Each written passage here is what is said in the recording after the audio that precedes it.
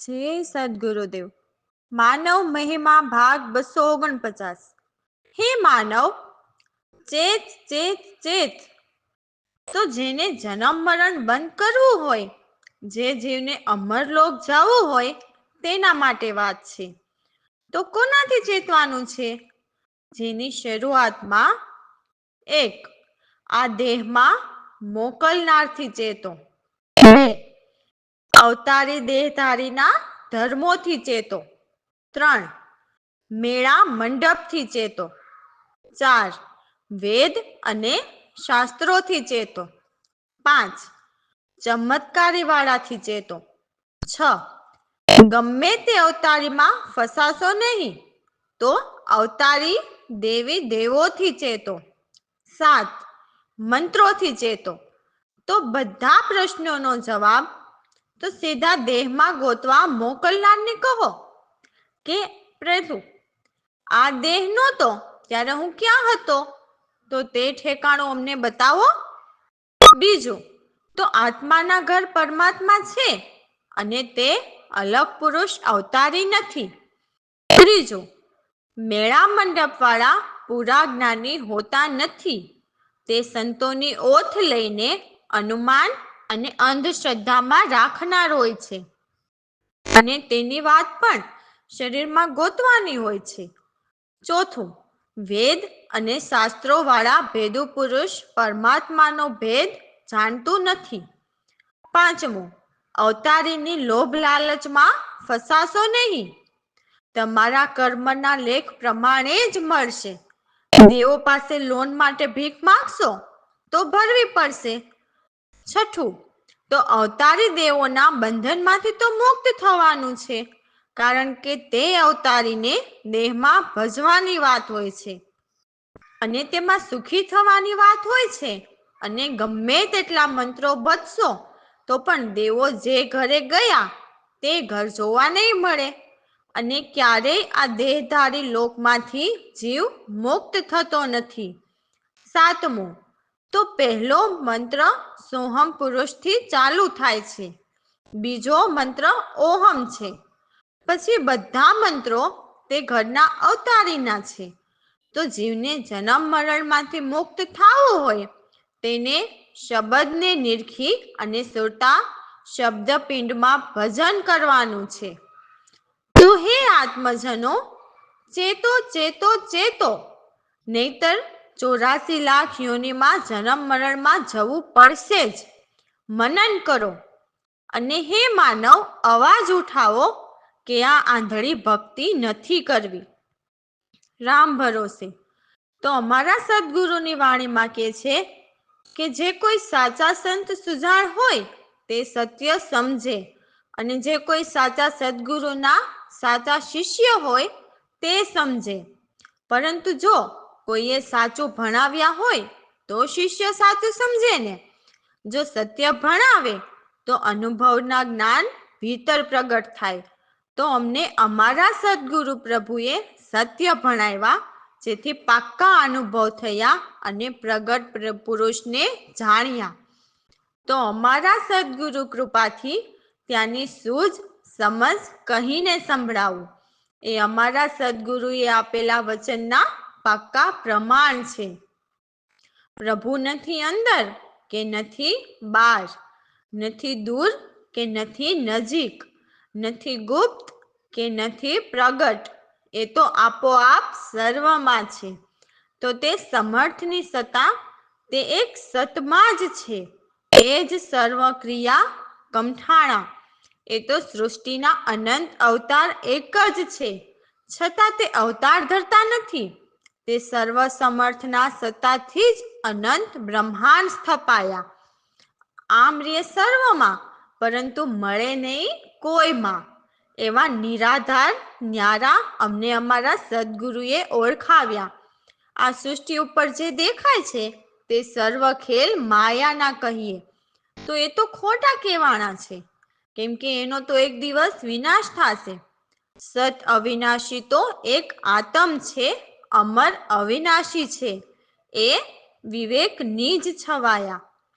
પરમાત્મા આત્મા તો એક જ છે, એ જ સમજ કે નિર્વાણા છે, એમ અમારા સદગુરુ પ્રભુએ વિચાર્યું, જેથી સર્વ ભ્રમ ભૂલાયા. જય સદગુરુદેવ.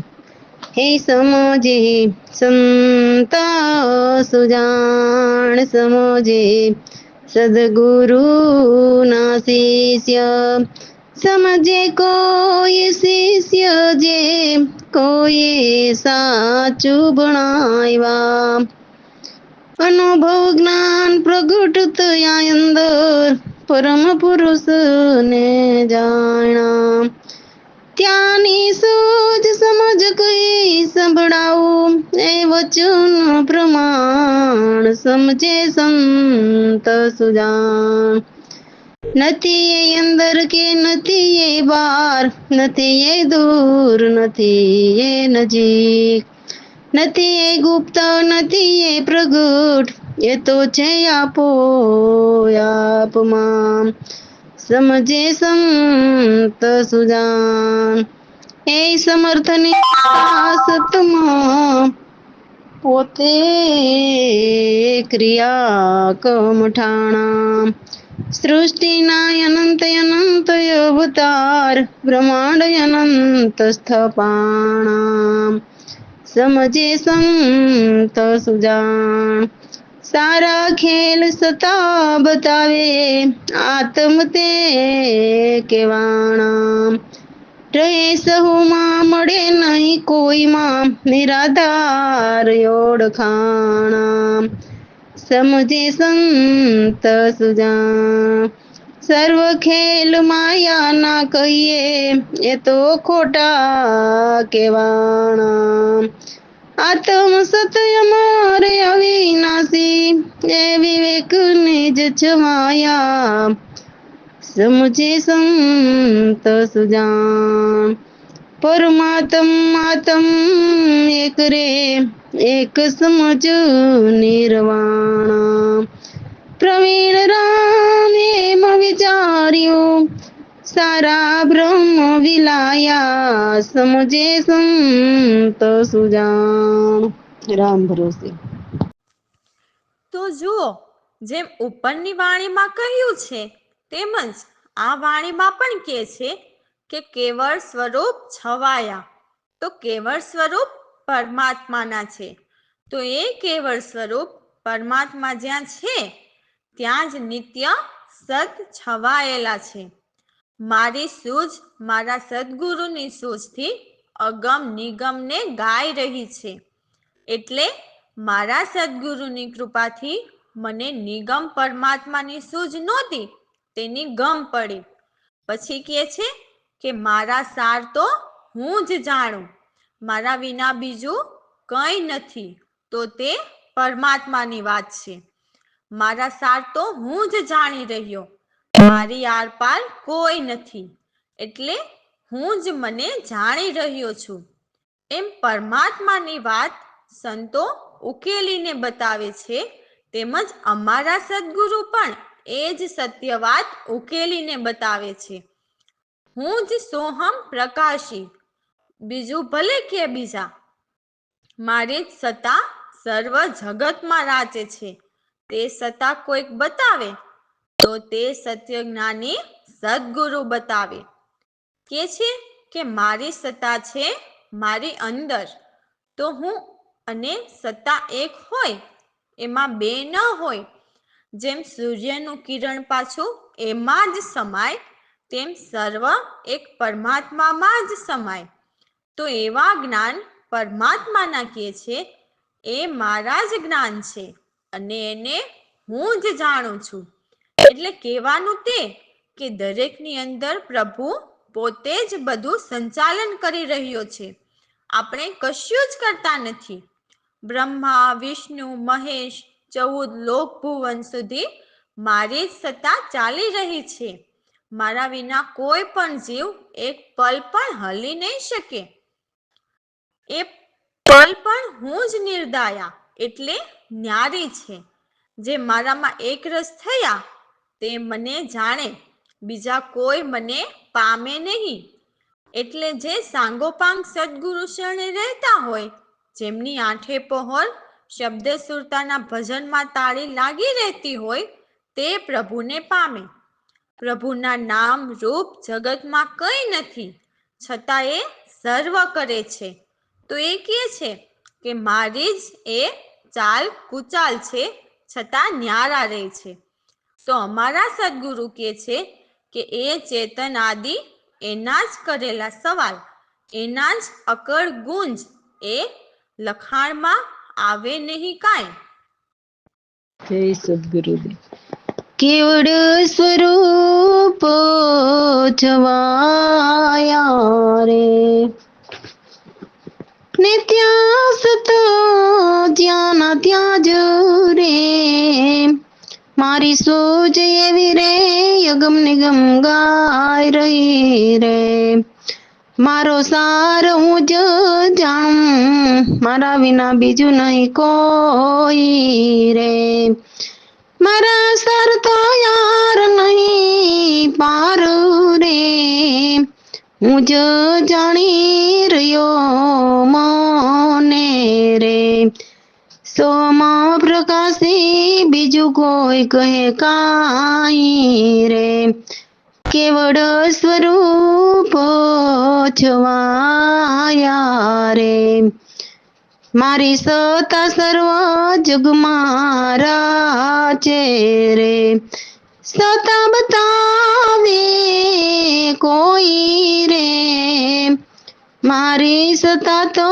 છે મારી અંદર, હું અને સત્તા એ કોઈ રે, એવા જ્ઞાન મારા રે, સૌના દ્રષ્ટા હું જ રે, કેવડ સ્વરૂપ છવાયા રે, બ્રહ્મા વિષ્ણુ મય 14 ભુવન લાગી, મારી જ ચાલો રહ્યા રે, મારા વિના કોઈ પોલ ન ચાલે રે, હું જયા પોલો નિર્દયા રે, એક રસ મને જાણે રે, બીજા કોઈ મને પામે નહીં, કેવળ સ્વરૂપ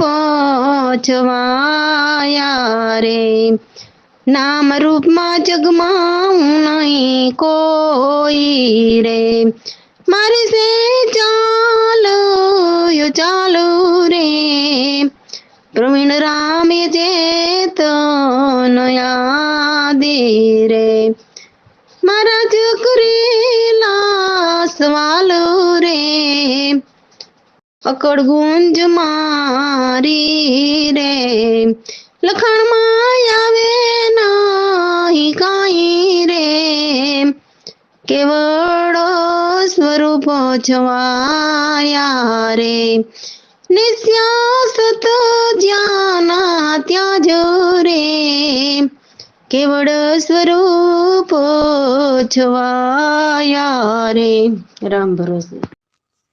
તો અમારા સદગુરુ કહે છે કે હે સાધુ ભાઈ, એટલે કહેવાતા સાધુને કહે છે કે આ જગત તો સારું મિથ્યા જ, અસાર છે. પરમાત્માના સ્વરૂપ કેવા છે? તો કે અવિકાર, એટલે એમાં કોઈ વિકાર વૃત્તિ નથી હોતી.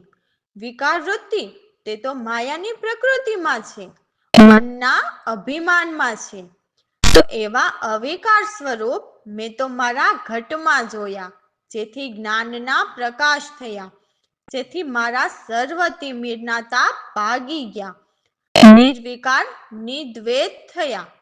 તો હવે સાર શું છે અને અસાર શું છે તે વિચાર. જે સકળમાં ભ્રમ કરીને ભાસે તે અસાર. જેમ હરણ ઝાંઝવા દેખી પાણી માટે દોડે તે અસાર, કેમ કે ત્યાં પહોંચે ત્યાં પાણીને બદલે ઝાંઝવા.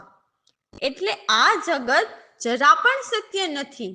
એટલે હે માનવ, વિવેક તે સત્સાર છે. તો પરમાત્મા સત અને અસત બંનેથી ન્યારા એવા અનિર્વચનીય હે માનવ ધાર, નિરાલંબ સમરૂપ અમારા આપોઆપ અપાર, તો તે આદિ અંત મધ્ય મારા નથી. એમ પરમાત્માના જ્ઞાનીઓ પરમાત્માની જાણ બતાવે છે. કે છે કે મારા સ્વરૂપ નિરાધાર છે. સચ્ચિત આનંદ કેવળ સ્થાયી એક પ્રત્યક્ષ પ્રમાણ છે. એમ અમારા સદગુરુ કહે છે કે એ નિર્વિભાગ અનાદિ આપોઆપ અબાણ છે. એટલે એ બોલતા નથી, છતાં સર્વની બોલી એ બોલે, છતાં અબાણ, એટલે બોલીથી ન્યારા છે.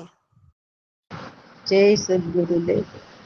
સાધુભાઈ આ જગ મિથ્યા વિકાર, મારું સ્વરૂપ સદાયો વિકાર.